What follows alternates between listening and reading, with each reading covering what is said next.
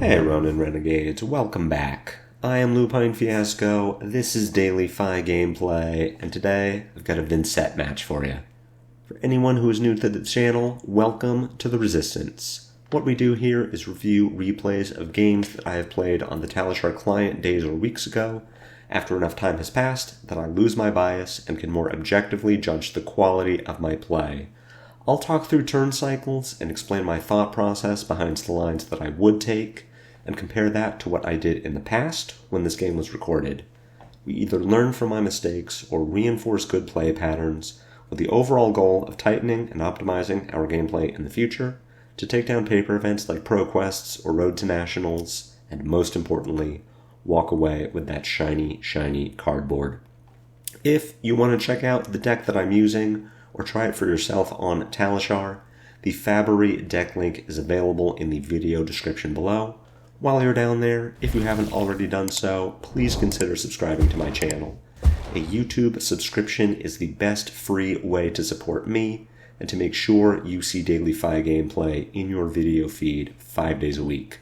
The best paid way to support me is through Patreon, and a Patreon link is also available in the video description. A Patreon subscription gets you Discord access, your name appears in every Daily FaB Gameplay video, and there are even more bonuses to come. Daily FaB Gameplay will always be free 5 days a week, so for those who can't afford to patronize me, I truly appreciate it. With the preamble done, let's get into our sideboard and our game plan.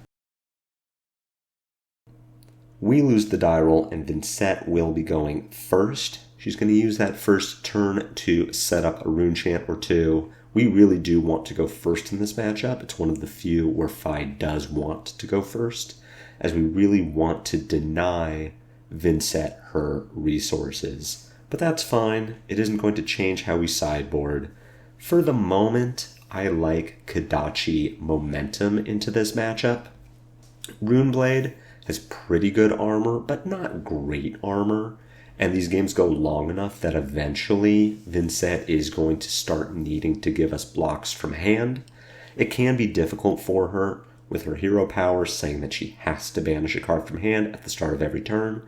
She may not have the resources available to stop our momentum triggers, and once we start the triggers rolling, it is pretty easy to close out a game. That said, I've had a little bit of unluck into Vynnsets recently, where as that deck becomes more and more tuned, it is easier for them to keep FaB on the back foot. So it might be better to just Emberblade Pouncing Links and try to put a big Art of War turn together. I'm not sure. But for this game, we are going to stick with our Kodachis and our momentum. Vynnset does deal relevant arcane damage, but not so relevant that we're going to bring our Spell Void. We are going to keep our Furnace and our Shuko, which means we aren't going to change the 60 cards in our deck. We do not need defense reactions, and we're not bringing Spreading Flames. All of Vynnset's quote-unquote on-hits don't actually need to hit. We just need to have lost life in the turn, which Vynnset accomplishes with her rune chants. Some FaB decks are running Tide Flippers in the list, and in the event that they have to go second, they will bring Flippers into this matchup. I think there is some validity to that, but Vynnset is not as popular a hero as to really warrant making a significant change to the list just for her. Outside of Vynnset, we would not bring Arcane Barrier into any other hero except maybe Kano, who is also not very popular. So we're not going to worry about it. We are on the race plan, but we do want to get value on defense when we can, as Vynnset is going to set up these big turns of Envelop in Darkness plus 6 power widespread attack, and roll that over into another 6 power attack off a Mauve Skies or a Shadow Puppetry or something. So we are going to need to block at some point, but for the most part, we are racing, so we do want to just fire off big turns. We'll get into the game, and we'll see how that works out for me. Our Phoenix Flame goes to discard, and we can see that our hand is fine. we have the opportunity to get some good blocks if Vynnset gives us the chance to do so. It seems pretty unlikely. She just makes a couple rune chants and plays Change of Mephetis. If you don't know what this card is, all it says is while the chains is active, any card that we draw goes to our banish rather than our hand, and we can play it from banish. This does not affect how we are going to sequence our turns. It just means that we can get a bit less lucky with what we draw. Any blues would have to be played rather than pitched. Any Art of War would have to be played the turn that we draw it rather than arsenaled for a future turn. Sequencing here is really looking like Kadachi, Ronin, Renegade. Hope that Vynnset blocks the Renegade for 3 and we can Ancestral Empowerment over the top of blocks. We can really only do that as much as I don't want to give Vynnset the opportunity to prevent our momentum trigger by blocking either of these Kadachis. I'm also pretty confident she isn't going to. She's going to save her Grasp and her Crown to stop a 2-power attack, not a 1-power attack.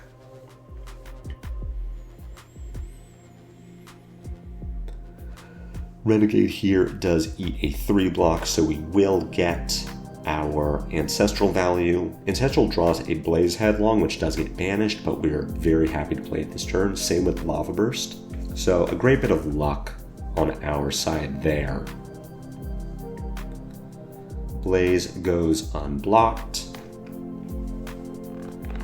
Lava Burst also goes unblocked. This is an instance where I am really changing my mentality about how to approach FaB as a result of this game and specifically of this turn. Even at the time I played this game, breaking Snapdragon Scalers was nowhere near the front of my mind. I thought, great, get my Lava Burst value, arsenal a Lava Burst, 5-card hand for the future. If I am taking this turn now, even on turn 2, even with plenty of game left, even with a pretty good turn just having happened, I'm breaking Snapdragons here because I can get 7 more points of value this turn. We have 3 Draconic Links on the chain, so I can activate FaB, play the Phoenix Flame, which gets a Shugo trigger, then play this last Lava Burst. We get another 7 damage from the Snapdragon Scalers, which is great value. And we play around Widespread Destruction, which destroys our arsenal, which we know that Vynnset plays. So we would get very good offensive value from our Snapdragons. Yeah, we lose the ability to fix an awkward hand in the future, but the turn that Snapdragons enables that 7 points of damage, that's what we're looking for. That's the awkward turn that we're trying to fix. So I really wish that I had used Snapdragons here. This is not results-oriented thinking. Obviously, we are now getting hit by Widespread Destruction. We are going to lose this Lava Burst and Arsenal. But we would have gotten so much more value from our Snapdragons just in general. And that's something I really need to start doing. I really need to stop saving the Snapdragons for that panic moment. This hand is unusable, and we really need the Snapdragons to make it usable. And instead use the Snapdragons for, this is 7 points of value, and that's just really good in a matchup where we're trying to outvalue our opponent. So speaking of outvaluing, we are getting hit by a Widespread Destruction. The on hit is already on. We have lost life to Rune Chant, so we are losing our arsenal regardless of how we block this Widespread Destruction. The only thing left to consider is whether we want to mitigate any life loss by blocking from hand. And really, no. Every card in our hand blocks for 2 and attacks for more than 2. So we are just going to take the widespread damage. We'll go to 31. We lose our arsenal. And we crack back at Vynnset. The way to crack back at Vynnset is a bit convoluted. She does have just enough armor that she's going to make this awkward for us. The Bittering Thorns is not a guaranteed hit. Sequencing here is a bit awkward. I do think the best way to sequence this turn is to lead with Bittering Thorns, follow up with Brand with Cinderclaw, then either follow up with a Kodachi or a Rising Resentment based on how Vynnset blocks the Thorns. We throw the Thorns first. If Vynnset gives us Crown and Grasp, we can follow up with Brand. Brand makes our Kodachi Draconic, Rising Resentment, threatens a Mask of Momentum trigger, and with our 3 Draconic links, we can pick up and play our Phoenix Flame. So overall, we are pushing 12 points of damage with a Mask trigger, and most likely pressuring Vynnset to block us twice. I think that's the best value we're going to get out of this hand. A Lava Burst at the end of this chain would be fantastic, would make this turn much better, but obviously we can't do that anymore.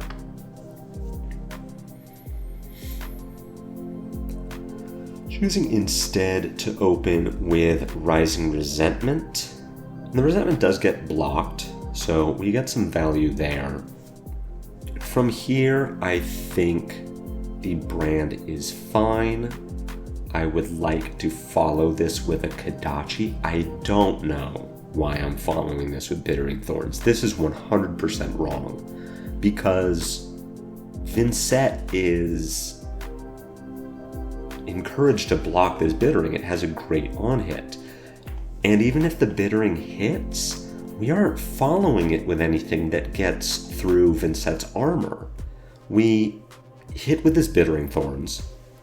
We pick up and play our Phoenix Flame. Phoenix Flame only attacks for 2, and Vynnset just blocks it with Grasp. So we didn't get value there. We didn't force Vynnset to do anything she didn't already want to do.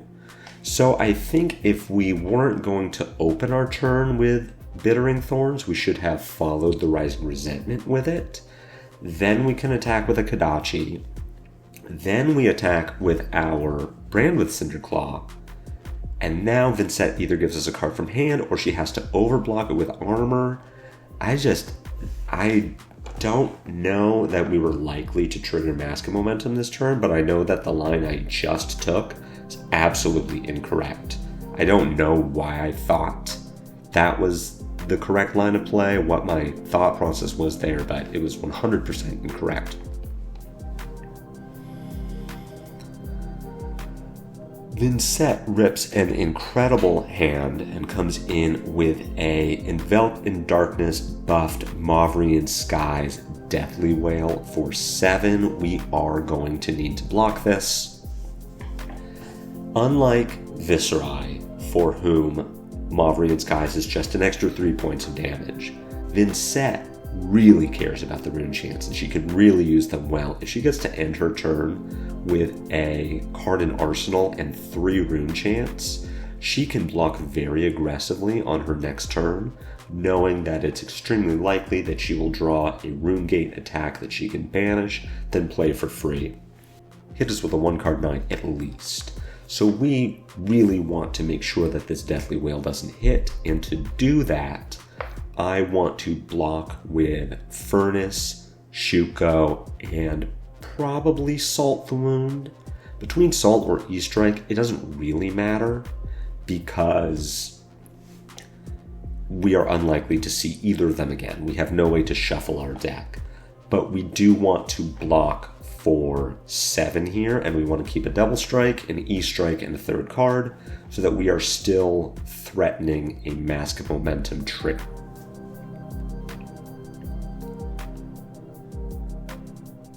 I instead keep the Shuko and block with a Double Strike. I don't like that line at all. I think that's wrong. Yeah, there is enough game left that we could get value from this Shuko, but what are we doing this turn? We 5-draw a card, which even in the best of circumstances just gives us a good 5-card hand. Instead, we draw a blue, which is absolutely horrible. We're going to stick it into Arsenal anyway, but we didn't force Vynnset to take any action. We didn't force her to do anything besides play this reduced to rune chant that she already wanted to do. So we just continue to leak value. Vynnset does have another widespread destruction. She has a shadow puppetry to buff it up and get it go again. We're going to take a ton of damage this turn. Thankfully, I suppose, we do not care about our arsenal, so losing it here, not a problem. What is a problem is that we just took a ton of rune chant damage, and now we're taking 7 power widespread destruction. And again, our hand doesn't block. 4 2 blocks, and even those 2 blocks aren't great. Bleed out here is completely unplayable. Mounting Anger probably gets played by pitching the bleed out. Overall, as sad as it is, as much as I would like to get more value out of this, I think we need to just take 7. If we wanted to block here, we would need to block with Bleed Out and Mounting Anger. Double Strike, Snatch is 6 damage, 7 with the Shuko, and Vynnset is highly incentivized to block the Snatch double draw. So if we wanted to get some offensive value from this hand, we need to play the Mounting Anger, which means we need to keep Bleed Out to pitch. So we just aren't going to block this, and we're going to take a bunch of damage. We'll see how Vynnset wants to use her action point.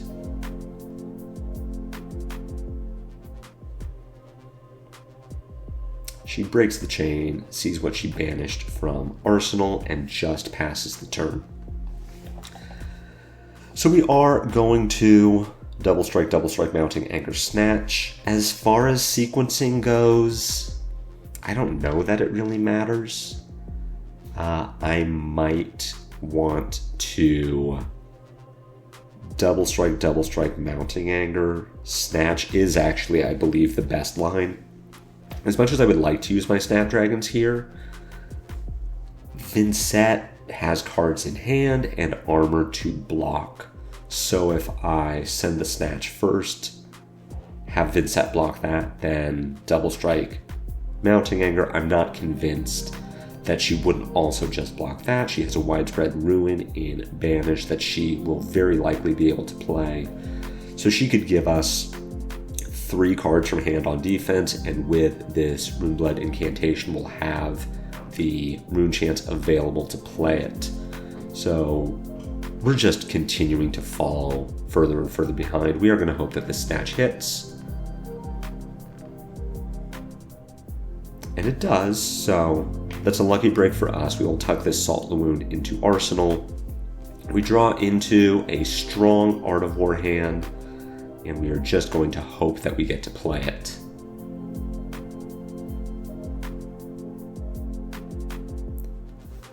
Phantom Wraith coming for 6. Very unfortunate that we do not have 6 armor to stop this. If this Wraith hits, we take damage. Vynnset gets Rune Chance, which she will then use to play Widespread Ruin. So we can block this with CNC, Shuko, and Furnace, or more likely the Mask of Momentum. Vynnset has enough armor and will have enough cards in hand that we are unlikely to hit and trigger Mask of Momentum before Vynnset just dies. So blocking with Momentum, Furnace, CNC, and rolling the dice on a 4-card Art of War is most likely our best line here. I agree with these blocks. If we wanted to block with all armor to keep the 5-card Art of War, we take 1 point of damage. Vynnset makes 3 rune chants, and with her go again, could play Widespread Ruin from Banish.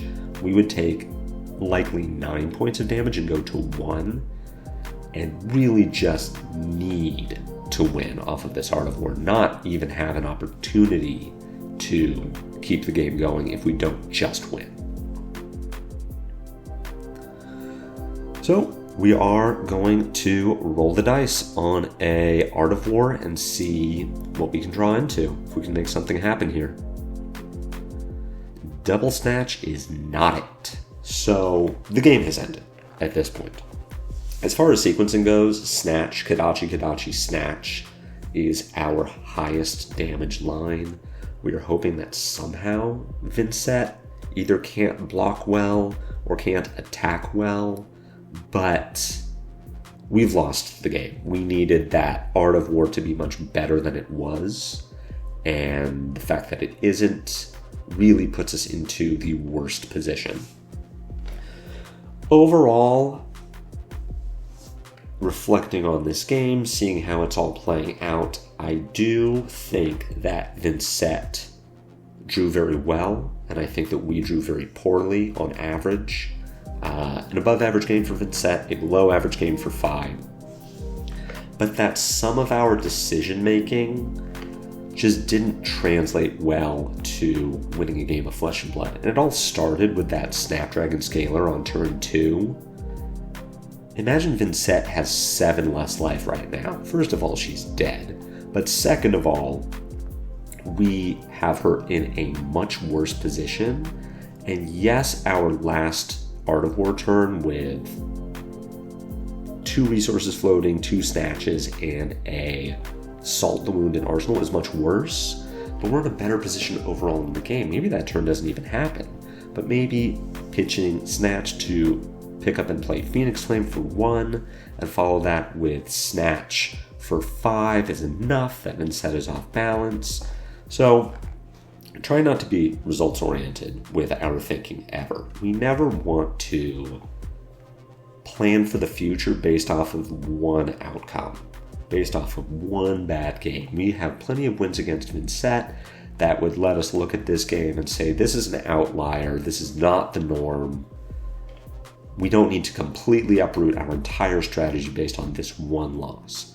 But I, as a player, have lost enough value from really holding on to the Snapdragons for too long and not getting my value early enough that this game is the one that pushes me over the edge and says, I need to change the way I think about my Snapdragons, I need to change my play, and if we did use Snapdragons there to get 7 more damage on our second turn, I think maybe this game isn't a win, but it's certainly much closer than it ended up being. So I hope this game was helpful, I hope you did enjoy it. If so, head jab that like button for me. My comments are always open for questions or feedback, and I will see you back here tomorrow for more daily FaB gameplay. Until then, take care.